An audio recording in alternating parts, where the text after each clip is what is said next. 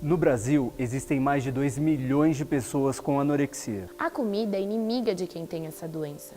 Elas são magras, mas se veem gordas. O transtorno alimentar acaba com a saúde, desequilibra a família e, em 20% dos casos, pode provocar a morte ou levar ao suicídio.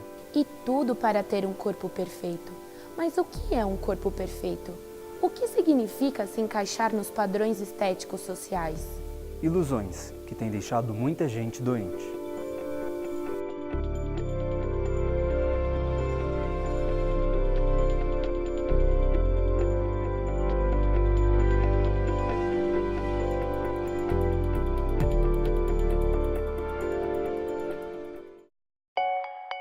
Você é feliz com a sua aparência? Não sou muito feliz com o meu peso. Quando você olha para o espelho, como você se sente? Decepcionado comigo mesmo. Você faria alguma mudança no seu corpo? Mudaria a circunferência da minha barriga, o volume dos meus seios e a aparência do meu bumbum. Como você gostaria de se ver? E eu queria ser mais definida. Como você se sente? Me sinto um pouco vulnerável. As respostas que ouvimos por si só já definem como a maioria das pessoas se sentem em relação ao peso e aparência, e a situação não é das melhores. Ser vaidoso é normal. O problema é quando a preocupação com a própria imagem distorce a realidade. E essa obsessão acaba virando um transtorno, gerando uma série de alterações no corpo que colocam a vida em risco. Uma dessas alterações é o transtorno alimentar. Ele está diretamente relacionado à imagem do corpo e como as pessoas se sentem perante a própria aparência e peso. Em nome da beleza, muita gente muda o hábito alimentar.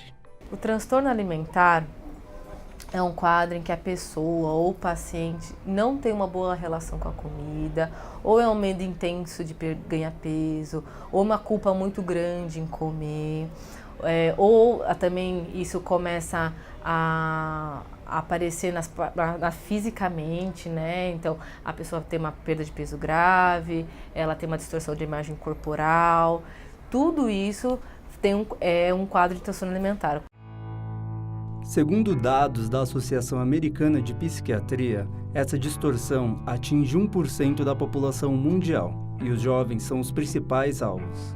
Normalmente, os distúrbios surgem na adolescência, devido às pressões dentro e fora de casa. E pasmem, de acordo com os estudos da Sociedade Brasileira de Endocrinologia e Metabologia, 90% dos casos diagnosticados são em mulheres jovens, e a porcentagem de homens que sofrem do transtorno não passa de 10%. É o caso de Júlia, que aos 13 anos começou a se ver diferente no espelho. Ela perdeu 40 quilos e o estopim foi uma festa de formatura. Eu achei que eu ia morrer naquela noite. Eu achei que eu ia morrer. O que você sentia? Sei lá, meu coração, batia muito devagar. Eu era muito fraca, eu não conseguia pensar. Eu tenho vídeos que vocês percebem só minha voz, o quanto era diferente. Não tinha tom. Eu não sei, eu não sei, eu senti que eu ia morrer. Não sei explicar a sensação, eu jurava que eu ia morrer. Aí me deu um desespero, eu falei, não, pode me internar. No dia seguinte eu falei, não, pode me levar pra me internar aqui. O último levantamento realizado em 2014 pela Secretaria de Saúde do Estado de São Paulo constatou que 77% das jovens apresentam propensão a desenvolver algum tipo de distúrbio alimentar, entre eles a anorexia e a bulimia. Esses transtornos afetam não só a saúde física, mas também a mental de quem sofre com a doença. Então ela está muito vulnerável do ponto de vista emocional a vários tipos de pressão.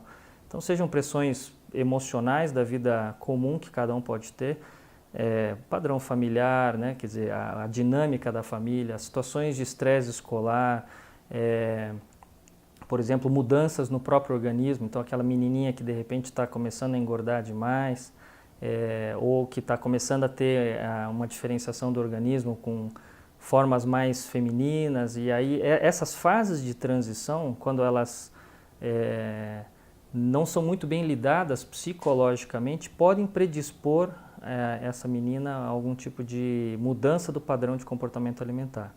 A profissão, o conjunto familiar e o meio em que o indivíduo está envolvido também podem influenciar na incidência dos transtornos alimentares.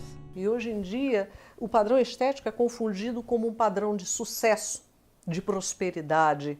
A pessoa, ela tenta se falar pela forma. Ela esquece que a identidade dela é pelo conteúdo. É um livro que é uma belíssima capa. É uma relação obsessiva com a capa, mas na hora vem o vazio, porque não tem o conteúdo. Por que achamos que ser magra é bonito? Essa pressão toda atinge principalmente as mulheres, porque são elas sempre as mais cobradas em relação à beleza e aparência. No Brasil, o IBGE divulgou em 2013 que 1/3 das meninas que estão no 9º ano do ensino fundamental se preocupam com o peso. Também pudera, né? Essas imagens de mulheres magras e bonitas rendem holofotes. E com as redes sociais, a coisa piorou. A rede social turbina muito isso. Então se você já tem uma tendência, né, a achar que você está gorda, se você já tem uma tendência a querer ser mais magra, querer se parecer com alguém, e você é bombardeado o tempo inteiro por imagens, por anúncios e por coisas, seja linda, seja perfeita, seja magra, se pareça com tal pessoa, isso agrava a sua situação. Quando você, uma adolescente, posta uma foto no Instagram, e assim, tem alguns horários, né, para você postar, que aí você tem uma quantidade maior de likes e tal, que você não pode postar na hora que te dá vontade. Não, tem uma foto bonita, eu vou deixar ela postar no domingo às 8 da noite. Aí você posta a foto e fica olhando no relógio para ver quantos likes você tem. E se você não tiver 90 likes em meia hora, você fica deprimido. Estudos indicam que a doença afeta qualquer classe socioeconômica, sem distinção. O tratamento é longo e multidisciplinar, ou seja, precisa de ajuda de médicos, psicólogos, nutricionistas e a família. Mas o primeiro passo é aceitar a doença e ter certeza do diagnóstico. E isso você vai ver no próximo episódio, como a doença se desenvolve e o que são a anorexia e a bulimia. Pode comer, come. Vamos vomitar depois. E aí eu bebia um monte de água pra me pesar na balança, só que aí cada vez mais eu emagrecia, né? Então eu tinha que beber mais água, eu não aguentava.